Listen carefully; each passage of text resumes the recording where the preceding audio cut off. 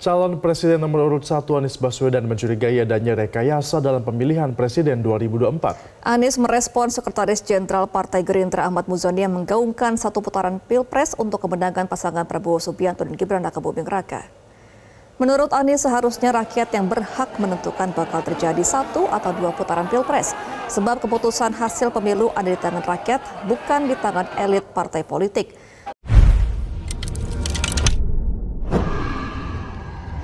Assalamualaikum warahmatullahi wabarakatuh. Waalaikumsalam warahmatullahi wabarakatuh. Pemirsa, kita coba mendengarkan apa yang akan ditayangkan di ruang tayang dibacain berita yang ternyata setelah Bung Alfian keliling Indonesia, terutama di tanah Jawa Raya, semua banyak orang bisik-bisik. Subhanallah, jumpa langsung dengan orangnya. Kami menunggu bagaimana sikap kita setelah mendengar dibacain berita. Salam. Siapakah gerangan Bung Kameramen itu? Itu pertanyaan yang muncul di berbagai daerah. Semoga Bung Kameramen tetap sabar, sadar, dan rendah hati. Siap, terima kasih Bung Alfian. Semoga Bung Alfian sehat selalu. Kemudian Bung Alfian, ini ada hal yang menurut saya berkembang tapi menjadi salah paham di kalangan masyarakat, Bung Alfian. Jadi kan ada isu 01 dan 03 itu akan berkoalisi. Nah, ini framingnya kita 01 paslon yang direstui oleh Ijtima Ulama akan berkoalisi dengan Banteng. Nah, ini framing ini menguat nih Bu Alfian. Jadi seolah-olah kita itu pengen bersatu dengan PDIP, seolah-olah kita pengen. Nah, ini mungkin sebelum saya banyak tanya, apa respon Bung Alfian tentang framing itu, atau mungkin Bung Alfian punya bacaan lain tentang hal ini? Silakan. Iya. Pertama, bismillahirrahmanirrahim buat pemirsa. Memang karena ini udah keterlaluan, udah kebangetan. Bahkan konon ditemukan di beberapa kesempatan Pak Jokowi itu malah kampanye gitu kan. Itu kan sebenarnya udah keterlaluan, udah boleh dibilang pertama udah norak, udah jorok, kedua melanggar kepatutan. Jadi yang jelas itu membuat geram teman-teman di 03, yang tentu 01 juga begitu. Nah, yang kedua, kalau dibilang tadi respon awal, saya tidak ingin berandai-andai terlalu jauh. Yang jelas, ketika nanti kita bisa mendudukan posisi Pak Jokowi agar tetap menjadi orang yang tidak cawe-cawe, maka pilihan yang terbaiknya adalah beliau memang harus diberhentikan sebelum pemilu berlangsung. Supaya ada fair play. Itu satu, itu sudah sepakat dari berbagai kalangan. Kelompok mahasiswa BEM, ya, petisi 100, dan banyak kalangan-kalangan kekuatan sipil yang lain, termasuk para wartawan, sudah tegas-tegas. Nah, sehubungan dengan relasi antara 01 dan 03, ya mungkin mereka berpikir untuk bisa berkompetisi secara fair gitu. Walaupun saya membacanya lain gitu, Bung Kameramen. Saya membacanya bahwa justru yang nanti akan masuk ke putaran kedua itu 01 dengan 02.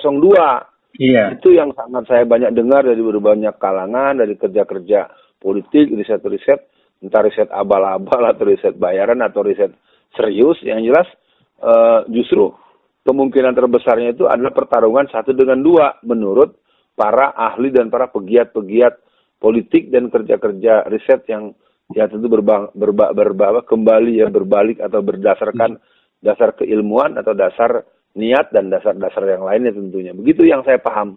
Iya, itu tuh berarti saya menangkap dari kalimat Bung Alfian bahwa memang sebetulnya bukannya kita pengen bersama-sama dengan PDIP kalau saya lihat. Yang pertama, ya, memang sama-sama pengen pemilih ini fair ya Bu Alfian. Walaupun kita tahu lah 2014-2019 yang merasa tidak fair atau PDIP kan dengan Jokowi bersama. Iya, dia udah paham varian curang-curangan itu. Iya, mereka sudah saling tidak fair dulunya. Nah, Bu Alfian, yang ingin saya persoalkan adalah kita punya slogan di 2024 itu tanpa banteng nih, Bu Alfian. Dengan analisa kecil-kecilan yang akan lolos ke putaran kedua dan nomor 1 dan nomor 2, saya khawatir kedekatan 01 dengan 03 itu nanti dilabelkan ke 01, oh ini masih temannya banteng nih. Begitu juga ke 02, bisa sama hal itu terjadi itu Bu Alfian. Nah, kemudian kalau saya melihat ada hembusan 03 atau 01 bersama dengan 03, karena saya melihat 03 ini udah kemungkinan besar kalah Bung Alfian. Karena akhirnya dia ngedompleng 01 biar kita punya simpatik nih. Jadi ingin membuat masyarakat punya simpatik. Oh, ternyata PDIP demokratis juga ya. Saya melihatnya itu geli juga ya Bung Alfian. Tapi mungkin apa respon Bung Alfian tentang hal yang saya sampaikan tadi Bung Alfian?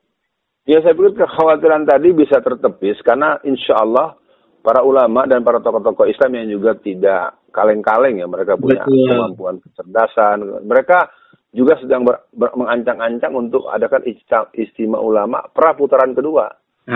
Jadi sebelum putaran kedua nanti sudah semacam feelingness, sudah semacam respon yang berangkat daripada pemahaman dan perenungan serta penguasaan geopolitik nasional yang memadai. Maka para tokoh-tokoh Islam itu sudah ancang-ancang juga. Ada putaran kedua yang insya Allah tanggal 26 bulan Juni tahun 2024. Mungkin antara bulan Februari dan Maret itu ya 14 kan pencoblosan. Ketahuan lah ininya kan arahnya. Yeah. Nah ketika udah sebutlah akhir Februari kita udah tahu siapa yang akan maju ke putaran kedua. Maka sekitar Maret baik awal maupun pertengahan akan ada istimewa ulama lagi. Untuk bagaimana kita meminta kerja 01 dan saya menangkap gelombangnya masih semakin tidak terbendung. Kalau ada putaran kedua, 01 bisa dirancang menang 60-80%. Amin. Dan saya bisa menerangkan skemanya, tentu itu untuk internal ya, saya akan terangkan dan sekali lagi buat seluruh masyarakat, kita tidak pernah takut selama kita yakin kita berada di jalan Allah, kita tidak mau main curang, tapi kita juga nggak mau dicurangin, maka berpolitik berarti tidak ada lugu-luguan. Berpolitik harus memahami kelicikan lawan, tapi kita nggak boleh bersikap licik. Menghindari kecurangan dengan cara kita berbuat yang tidak bisa kecurangan mereka berjalan dan berfungsi menghadapi kita. Karena kita punya Allah, kita punya malaikat-malaikat Allah, dan kita juga punya kader-kader perjuangan politik, baik politik strategis dan politik-politik yang berdimensi spirit langit. Jadi orang-orang yang biasa berkomunikasi dengan arahan langit akan terus bergerak dengan sholat malamnya, dengan zikirnya, dengan ibadah nafilahnya. Yang jelas untuk pemilu 2024 masuk putaran kedua, maka kita akan katakan real bahwa kemenangan untuk Anies Rashid Baswedan dan Caimin.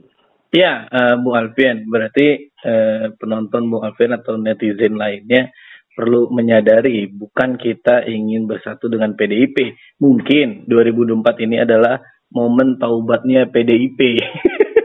Akhirnya dia sadar selama ini ada hal-hal yang janggal dan ternyata yang benar itu ada di 01. Nah mungkin itu. Jadi untuk akhir sesi kali ini nih Bu Alfian. Kan Bu Alfian sempat bercerita berjalan-jalan lah di Jawa Tengah. Nah kita kan tahu Jawa Tengah itu bisa dibilang perebutan 3 paslon nih Bu Alfian. Nah mungkin Bu Alfian di akhir sesi kali ini ingin bocorin sedikit semangat apa yang bisa ditularkan nih Bung Alfian ke penonton Bung Alfian sekalian closing ya. Silakan Bung Alfian. Ya kalau bilang bocoran sih bukan bocoran, tapi mungkin saya lebih mengatakan temuan ya. Temuan. Kan saya ini dari dulu kan saya orang aktivis politik praktis. Artinya saya memang ada di lapangan, saya mendengar, saya bertemu dengan para ulama, dengan teman-teman pengurus PDIP yang relatif membuka komunikasi. Mereka juga udah malas sebenarnya untuk menghadapi situasi ini. Sekali lagi buat para pemirsa, saya Alfian Tanjung, saya secara sportif, saya adalah aktivis P3 dari tahun 1982 sampai 2017.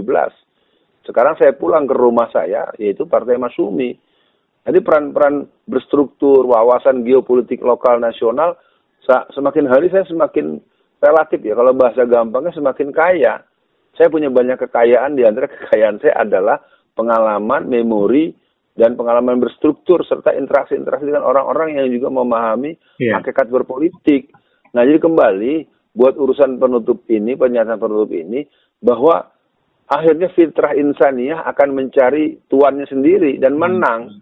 Amin. Maka dari itu kepada seluruh orang-orang partai-partai Islam, partai-partai berhaluan Islam, partai-partai berbasis Islam, partai nasionalis religius, kalian semua, kita semua harus melakukan satu kesadaran bahwa kita berbuat bukan buat diri kita. Kita berbuat untuk kemuliaan di hadapan Allah dan Rasul-Nya. Dan kita berbuat untuk generasi di belakang kita. Yang Quran menyebutnya, ma ta'buduna min ba'di. Bagaimana ibadahnya anak-anak kita nanti. Jadi, kolaborasi antara kelompok Islamis yang memang menggunakan Islam sebagai arus utama gerakan politik mereka. Atau kelompok nasionalis yang sejatinya mereka juga orang-orang yang punya nilai-nilai ruhiyah dan nilai-nilai transcendence yang sifatnya spiritual, memang mereka masih menggunakan pola-pola yang la ilmaniyah. Jadi intinya untuk politik negeri ini memang dinamikanya adalah kelompok Islamis dan tradisionalis dan nasionalis.